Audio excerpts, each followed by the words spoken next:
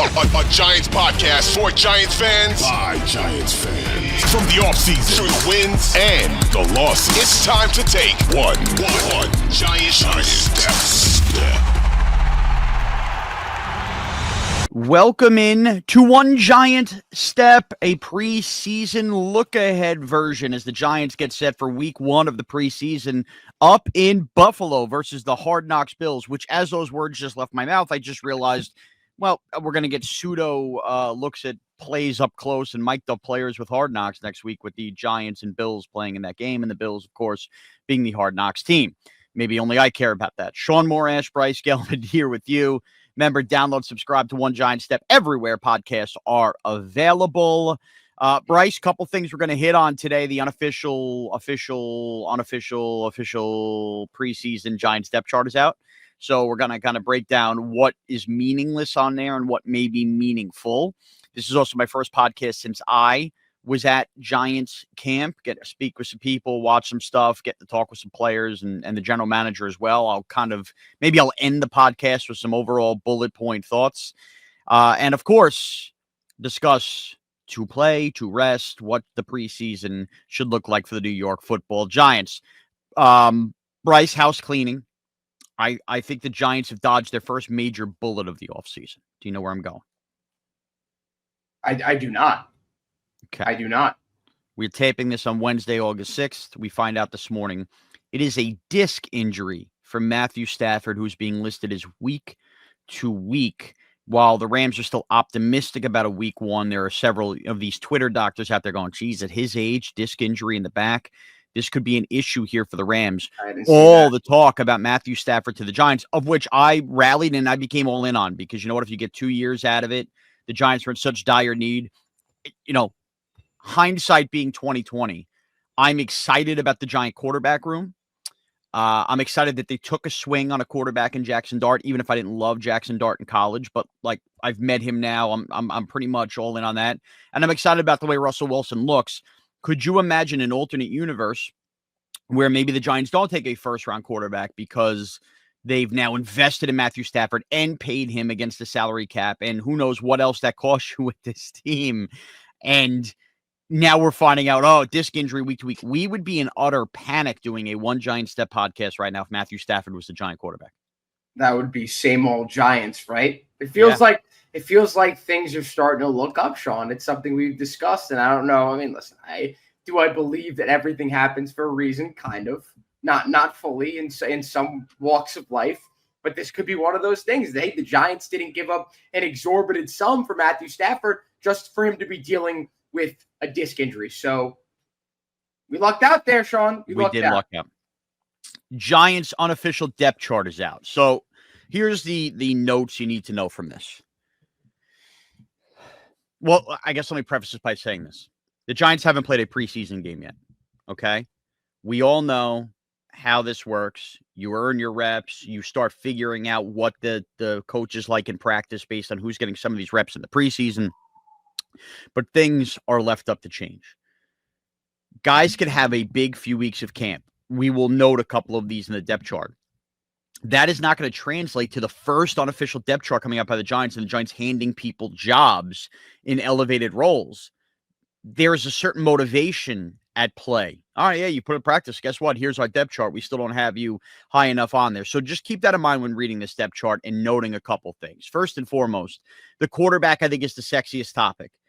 Russell Wilson is quarterback one, as we imagine. Right now, Jameis Winston is listed as quarterback two, with Jackson Dart as quarterback three. Why is that? I think it's a pretty simple approach. First, Jackson Dart, who has had some downs, but overall I think it's been a very positive camp so far, is still viewed as, a project quarterback, pushing. The last thing the Giants want to do is inflate Jackson Dart's head, take away any bit of the motivation he has, and hand him the quarterback two job on the unofficial depth chart, despite the fact that reps in practice would show you and dictate that Jackson Dart is, in fact, the Giants quarterback two. That being said, quarterback two is what Jackson Dart needs to be during the weeks of practice, right? Like, he needs to get as many reps as possible during the week while Russell Wilson is working as the starters. Jameis Winston, and this is where I will give Jameis credit, even though it's been a long winter / spring / summer of me knocking Jameis Winston, is the kind of guy that can get all the quarterback 3 reps, but on game day dress as quarterback 2 and go in there should there be a Russell Wilson injury. And I think that is where quarterback 2 for Jameis Winston is in here. Like, maybe for the first 4 weeks of the season, especially versus those tough games, Jameis Winston dresses as quarterback 2, but the Giants operate throughout the week where Jackson Dart is getting quarterback 2 reps. And I think that is what you're seeing here on the depth chart. Do you have any response to that, Bryce? No, I don't disagree whatsoever. I think that this is going to be used as sort of a motivating thing for him. We've kind of got into it. I was ripped about it, even though I feel like my words were taken out of context about whether or not Dart should start. It wasn't about whether or not Dart should start if there was an injury, hypothetically, to Russell Wilson earlier on in the season. It was more like, we hope that happens. We hope that he's ready for that role. He might be. There's another month until the regular season. There's there's plenty of time for him to prove that he's competent enough to be the backup quarterback. But as we've discussed, Jameis Winston has 1,000 times more NFL experience. So naturally, and especially, again, this early on, technically in training camp, and the Giants haven't even played one preseason game, he deserves that role by default, considering the fact that Giants signed him to be the backup quarterback, right? That's exactly where it lies. The other things, Evan Neal, who has pushed a lot at guard in camp, and has gotten positive reviews, right?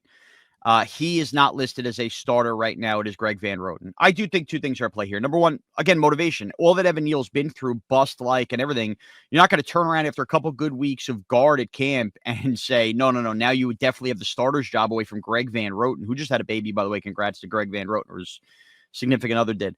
The Evan Neal stuff, I think, is becoming convoluted. Carl Banks is fighting with people on Twitter. Here is the skinny on what I got at camp, and I'll re-go over this at the end. Evan Neal has had a good camp, and I'm not trying to throw cold water on it. I think the Giants, if they had their druthers, would like Evan Neal not to be a bust and for him to full-on win a guard job. They would love to turn Evan Neal and not have the Eagles, like we alluded to last week, or somebody like that, do a Mekhi Becton and turn him into that. So they are working with him. There have been positive pushes by Evan Neal. Evan Neal, as it stands on August 6th, is not ready to be a starting guard in the NFL, especially for the Giants on a team that wants to operate, at least over at Greg Van Roten right now. That does not mean that in 3 weeks after some preseason games, more progress hasn't been made where the Giants take that chance in week 1. It also doesn't mean that the moment an injury pops up, you're forced to do that anyway. And, those things kind of tend to work themselves out. Or it doesn't mean that if Evan Neal's not the starting guard in week 1, that they don't see enough progress through practices, bringing him in. Again, guy gets hurt week 2, 3, something like that.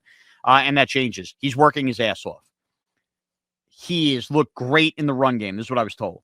His pass protection, though, from the interior guard spot, take it for what it's worth. What I was told down on that field, a lot left to nibble on, and it's still not a good pass blocker on the interior, and it's scaring the hell out of the New York Giants right now. You were there. I wasn't. You know how high I've been on Evan Neal, and I was meaning to bring this up to you. I'm actually going to be at training camp a week from today. Okay. That was when that was shifted to. Supposed to go the day. That's the Jets joint practice? I'm not sure. I think it is. Might be. I don't know. The 13th, Wednesday. I didn't really look into that, but Jets joint. I mean, that's a lot of fun. That's a lot more intriguing for me. Hopefully, I get see who I've been talking up, and that's Evan Neal. And I've prefaced this by saying, obviously, I see that there's a lot of room for growth. The guy was drafted as one of the most touted tackle prospects. I wouldn't say in years, but of his draft class, who seemed like a can't miss prospect with the intangibles that can help him be successful at the tackle position in the NFL. Of course, that hasn't come to fruition, but those intangibles still exist. The measurables are still there. Physicality is still there. It's all about his footwork and how quick his feet are. And obviously that is going to be less exposed on an interior role as compared to a tackle role. So you obviously would know more. You were there. You've talked to, all the different beat writers and the reporters, and I'll see it firsthand myself next week. But I think all of us are just collectively rooting for Evan Neal. There's nothing to lose here. Realistically, he's already been, declared a massive bust. And, I think Giants fans, we take anything that we could get right now. But if he can't block it, pass protection, that's certainly an extreme concern. Again, I'm not trying to, if everybody's very pro Evan Neal here, and I want him to succeed too, I'm not trying to tell you it's not happening, but it's not happening yet. I think we're putting the cart before the horse. There's still a month left. And he's got a lot to work on. Yep. Yeah. And the last thing you want, by the way, in this salvageable project is to throw Evan Neal out there week 1 versus Washington and just have him get blown up, turnstile, and then the confidence sinks. He's kind of like unmolded clay right now at guard, and you're trying to figure this out. And he's had positive days. He has, but it's basically half his game that's clicked right now, and the other half has a long way to go. Okay, here's the other one. They have a either-or situation listed. Cordell Flott or Deonte Banks. I think, Bryce, now that we have gotten to August 6th here and we're about to start the preseason, to me, looking up and down this depth chart, looking up and down the camp reads, I think this has become the biggest battle on the New York Giants depth chart for week 1. And I think as of August 6th, the Giants truly do not know who their second outside corner is going to be, whether it's Flott or Banks. Now, you could look at it one of two ways. Here's the first one, in the negative. Are you kidding me? They signed Paulson Adebo to move Deonte Banks to number 2. He can't even win the number 2 job. I can't argue that. That's part of it. That is disappointing, and that would make Deonte Banks officially a disappointing draft pick. The other part of this is they did invest a third-round pick on one of the youngest players in the draft a couple of years ago in Cordell Flott. And I think that now, going through multiple defensive regimes, the idea that Flott really seems to be coming to his own under Shane Bowen, the defensive coordinator, is a positive. It's not like Flott was some undrafted free agent. We're like, wow, Banks is losing out to this bum. No, when you take a guy in the third round, you hope they could develop into a starter for you. So glass half full, Cordell Flott might actually be developing. And remember, he's not been wasted because he was so young. He was 20 years old. That now he's finally becoming kind of a grown man here, and you're taking a third-round pick, and maybe he actually develops into an outside corner for you, which then goes, oh, wow, okay, that turned out to be a good pick. So it's so weird because you have first-rounder that you're wondering, is it going to be a bust, versus third-rounder where you're like, oh, wow, are you finally going to succeed expectations? So it's such a weird juxtaposition of, is a guy going to be a bust, or is a guy going to prevail and be a successful third-round pick? And they are head-to-head right now in a cornerback battle. And I've decided, Bryce, I don't really care who wins this job. Yeah. Because the truth be told, what the hell do I care in Deonte Banks if he can't beat out Cordell Flott? And on the flip, I have no issue. I'm not anti-Cordell Flott. If Cordell Flott's beating out Banks and they both suck, like I'm under the impression Flott's actually been good under Bowen. That was kind of the skinny I got. Giants secondary sneaky good. That this is every bit to do with Flott playing well. And I saw Flott covering Neighbors a lot at the one practice I was at. And Neighbors is otherworldly good, as we all expect. He's even better in year 2, it looks like. But it's not as if Flott is getting beat by 5 steps in these routes. I mean, he's going step for step with Malik Neighbors on a lot of these routes, and it's just drop of the bucket stuff where Neighbors just is unguardable at the point of the catch. Yeah, I mean, we've also seen clips of Deonte Banks do a pretty good job of Malik Neighbors. We've also seen a bunch of clips, as I mentioned last week, of Deonte Banks committing obvious pass interferences. Right. Here's my thing about this. Deonte Banks was drafted when Wink Martindale was the defensive coordinator. And what system what the press man. Exactly, because he was blitzing a lot. So when you blitz, you're running a lot of man. And here is the thing about Shane Bowen. Shane Bowen, as you know, relies heavily on the zone, on zone defensive, the zone defensive scheme. Deonte Banks is not good in zone. He's not, and it's horrific. Again, like great rep that Deonte Banks had against Malik Neighbors. Well, realistically, how often they could be running man? Right. Not as much as under Wink Martindale. So the way I look at this, Shaun, is they so clearly want Deonte Banks to be that guy. But if he was, and this isn't a knock on Cordell Flott, this isn't a knock at saying he's not good enough, but what it is that they put Deonte Banks in that role if he was even slightly better than Cordell Flott at this point. Like, things could change. Cordell Flott could jump him by the end of the preseason, right before the regular season. But as of right now, they are not seeing enough from Deonte Banks to give him a role that they so desperately want to give him. They want to end the narrative that Deonte Banks was a terrible draft pick. Shaun, I don't think that they could change that. They're not going to be able to change this narrative that he was drafted to play under defense, a different defensive coordinator, and now they got a different guy in. Maybe they should cut their own bait. Maybe they should rip the Band-Aid off. That's another story. That's another topic. That's another debate. Well, you're not going to do that. You're going no, I get that. I get that. I'm not at that point yet. I'm just saying. Remember this. Hey, listen, if he the other thing struggles about this year, the other thing about this depth chart and that cornerback spot tells you is this is the deepest Giants team that we've had under Joe Schoen. They're deep. They are built to survive an injury or two. Where now Andrew Thomas, different story, of course, but at these other positions, a guy gets hurt, you should feel still comfortable at the idea of the prospects that whatever chance the Giants had at winning a football game, they should be in the mix to win. All right. Before we get to kind of the other cleanup stuff I want to get to from my ears on the ground that Giant can't. The preseason expectations. I've really come into this camp, man. Really come into this camp. And maybe it's not a preseason game one expectation, but then it has to be executed in games 2 or 3. Outside of Dexter Lawrence, and I'll hear an argument from Malik Neighbors, I believe every starter needs to see the field in multiple games this preseason. Now, is that 2 series in each of the games? Maybe. Bryce, the first 2 weeks of the Giants season, and we are a broken record because we said it last year versus Minnesota and Washington. These 2 division games, neither of which are Philadelphia, are so paramount to come out of there with a win. When the Kansas City Chiefs are lurking in week 3 and a Charger team that can run the ball down your throats, which is your biggest Achilles heel in defense, is lurking in week 4, you don't want to start the year 0-4 before that Saint game in week 5 and the Eagles sitting in week 6. The Cowboy game 2 years ago where the Giants basically just got crushed. The MO the last 2 years under Brian Daboll is that the team finds its footing at times. Now, last year, they only won 3 games. Midway through the year, you start to feel like you're seeing competent football, and they are not ready to start the year in September. While this is a deeper Giant team, it's a team with new quarterback play, a defense people have high expectations of that needs to gel.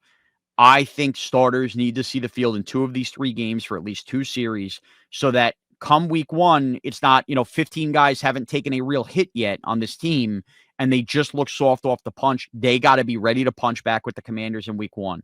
I am usually team bubble wrap here. I have, over the last couple of years, softened my stance. Like, starters got to play in the preseason. I'm going the other way. I think this Giant DNA tells me that this is so critical. And I think all of this plays in the schedule and all of this. Preseason game number 1, if you're not ready to do it, then I got to see games 2 and 3. I got to see these starters out there for a little bit here, Bryce. Yeah, Neighbors, Dex, Burns. No, I'm getting Burns out there, man. I don't care. I don't know. I'm getting Burns and Kayvon out there. I don't know. Here's the thing about those. I'm guys. getting Carter out there. I want to see that pass rush working. I want to. That's what I was going to. Carter, yeah, I think he should play 1 game. I don't know how much more he'd need to prove after what we've seen in training camp. God forbid he gets hurt. And but he's only going against our guys. Can I see him go up against other offensive linemen? So 1 game, 1 quarter, not even 2 series, one quarter. That's it. 1 game, 1 quarter. Let's see what he has. If he shows a little trepidation, he doesn't show you what he's giving you in training camp. Bryce. It should be on a game-by-game basis. If he's Can I give you ready after the first one, put him in the second. What quarterback are they facing in week 1? What quarterback are they facing in week 1? Jaden Daniels, obviously. Okay. What is Jaden Daniels' strength on the field? RPO. Okay. Running. Do you want to see in the 3rd and 4th quarter of week 1, Abdul Carter, Brian Burns, and Kayvon Thibodeau completely gassed trying to chase after him in a tight game? I don't know how many snaps during preseason but that matters, dude. That's my point. I want to see them play. I want to see them play basically a quarter at least in 2 of those games and kind of build up and ramp up. They can't afford to be gassed. Enough fooling around now. Okay, I understand if you want them to have the experience, but saying that they'd be gassed if they don't play. Did the Giants look gassed last year versus the Vikings in the second half? Yes, they did. Yes, but I think that's a different story. I just don't think that had anything to do with the lack of playing throughout the preseason. I think it matters. I think absorbing hits matters. They can't afford this. But Shaun, that's literally That's literally, I'm trying to put like 25, 30 snaps, potentially 30 snaps going to change let's go. how much energy they have in the first game. Well, it's different about confidence. It's different about competence. Confidence and confidence, but it's not same with energy. It's snaps that leads into a week-long of practice that leads into more snaps. It's about that recovery process. Sports science, baby. Get behind it. But there is no recovery process for playing 25 snaps. There's a recovery process for playing 100 snaps. But it's a build-up. It's like a starting pitcher building up their snap counts. You play a little in week 2. I don't play a little more in week 3. I'm telling you, it's a build-up. Agree to disagree. Got to be ready to go. Ain't got to be excused if these guys are sitting. Now, Jackson Dart, as far as that goes, too. I'm expecting to see a lot of Jackson Dart in the preseason. With all due respect to Jameis Winston and Tommy DeVito, if Jackson Dart is the project that we have been told he is, and we maybe will see him towards the midway point or halfway point of the year, it is senseless not to play him as much as possible. I mean, this needs to be a guy playing like 2 quarters of each of these 3 preseason games. I think that's fair to say. Look, I don't know if Tommy DeVito's going to stick around the practice squad. I don't know if he's going to look elsewhere. Maybe that last preseason game, you're playing Tommy DeVito the whole second half, and that's a showcase for him. Like, that's fine. We don't need that many snaps to Tommy DeVito. And to a lesser extent, like, dude, I'm sorry. If Jameis Winston is going to be this third quarterback that's really a second quarterback early, I don't need that many snaps to him either. We know what Jameis Winston is. I don't like an extra series or 2 for Jameis Winston in the preseason. I don't think he's going to make or break the Giants season, where the Giants' future or potentially the end of the season, if you want to pass it over Jackson Dart, there's got to be a big Dart preseason, right? I kind of think it will be. So I might sound like I'm complaining to complain, but and I think that is the reason, right? Shedeur Sanders starting for the Browns here, week 1 preseason, he's got to play a lot. Giants got to play Jackson Dart a lot in this preseason. Shaun, there's 12 quarters throughout the preseason, right? Right. Dart should play 6 of them. If not more, good way to look at it. Maybe 8. Good way to look at it. If they're Tommy DeVito, how many realistically in the full roster to start the season?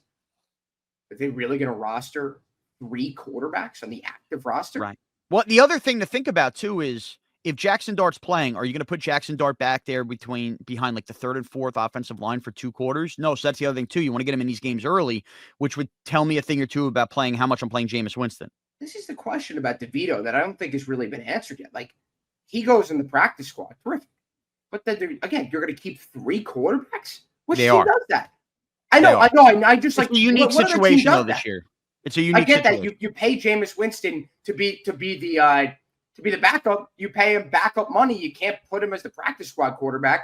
Then you can't put Jackson Dart as the practice squad. I get it. I understand. It's just like, all right, you're wasting a roster spot on having to roster 3 different quarterbacks. They got to a point last year, remember, where they were carrying 3 quarterbacks too. So this was not different on their roster. That's a different story. But yeah, no, I'm with you. But this is a unique year, man. You have a first-round project. You just have to understand that. And if that means you're keeping, 1 less wide receiver or whatever, or 1 less safety or something like that, then it is what it is. Okay. So that's my expect. You have anything else you expect here out of the preseason? Specifically game 1, it's hard for me to comment now until we know exactly who's playing how much, but that is why we'll react to the game as well after it happens. Okay, but that's where I'm at. Now, as far as I'll kind of close the pod with some of the other things I'm hearing. You alluded to one part of this, and that is the idea if Deonte Banks does not beat out Cordell Flott, the Giants pivot internally in that organization, and at the time, which is why this was silly to do this, was that Wink Martindale pounded the table for Deonte Banks that fit his system and everything. They will pin that failed draft pick on Wink Martindale. That is already in the Giant lexicon. Like, that is what they will be prepared to do. So keep that in mind when wondering if the Giants would be so quick to hand it over to Flott. Cordell Flott was more of a Joe Shane pick. Not that Deonte Banks wasn't. Shane definitely liked Banks, but that was more of a Wink Martindale pushing his system pick. Okay? Just remember that. That's number 1. We already mentioned the Evan Neal stuff. Jackson Dart. Got to meet Jackson Dart. Okay? And just to kind of give you a little piggyback, I've been fortunate to meet a lot of these quarterbacks over the years and working in these mini training camp visits. Jackson Dart walked up to our table off camera before he was getting ready for the interview. He was told that I was a big Giants fan. Okay. But I think that matters here for this silly context. He came over to me first out of the group of people we were with this firm hand slap and kind of like bro hug thing and said, we kind of looked at Shaun, Jackson, Shaun. He goes, nice to meet you, bro. Giants fan, let's go. And he was like fiery. Very easy to win me over, Bryce. He said hi to you before Tiki? Yeah. Now he's met Tiki, so it's like a whole thing. But it was like, I was impressed with the idea. Like, he took the idea, like, oh, you're a Giants fan? Hand slap. There's going to be people listening going, who cares about this? I think it matters just in telling you the kind of person Jackson Dart is. He cares about the fan base. He cares, and he's excited to be here. He was pumped up. He was fiery. And he had this sense of, well, I liked Daniel Jones more than others. Daniel Jones was mature in how he handled his business. Jackson Dart has that quote-unquote swagger. I was going to say swagger people are looking for. He came across to me very much. Now, I hope he's better than this player.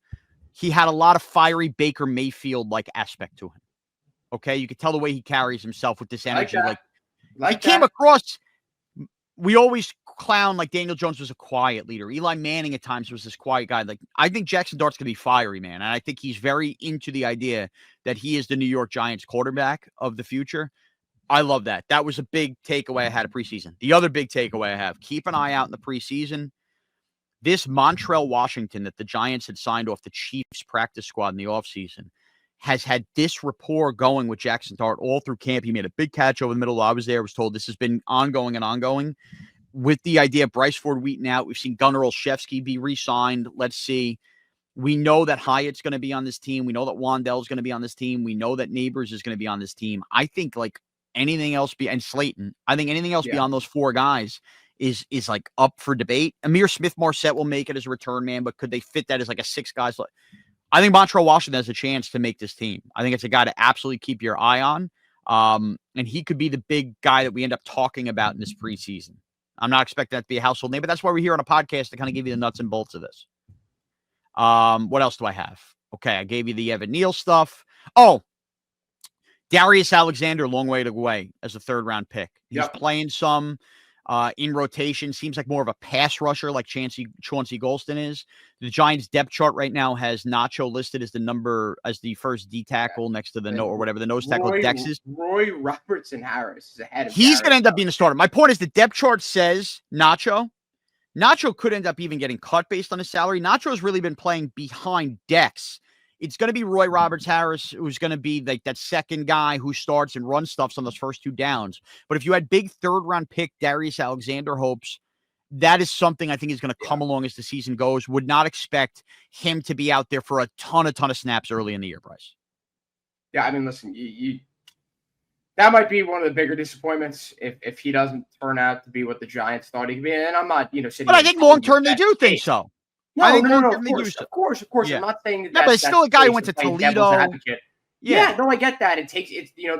There's a long, adjustment period here for a guy like that. Largely relies on his athleticism. He's not like a massive guy, per se. So I think that you're not going to have an easier job though in football playing, specifically the defensive line, as compared to being the second defensive tackle on this team.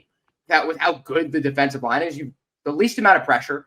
In pass rush, obviously, run stopping is a completely different story. And, from what we've heard, it's been terrible all throughout camp when Dexter Lawrence isn't on the field. But either way, I digress. There's not much pressure there. Darius Alexander has an amazing opportunity over the next, let's say half season to really prove his worth and to prove that he's ready for that spot. And Shaun, I think that in terms of importance of things that need to happen, that's up there in the top 5 for the season.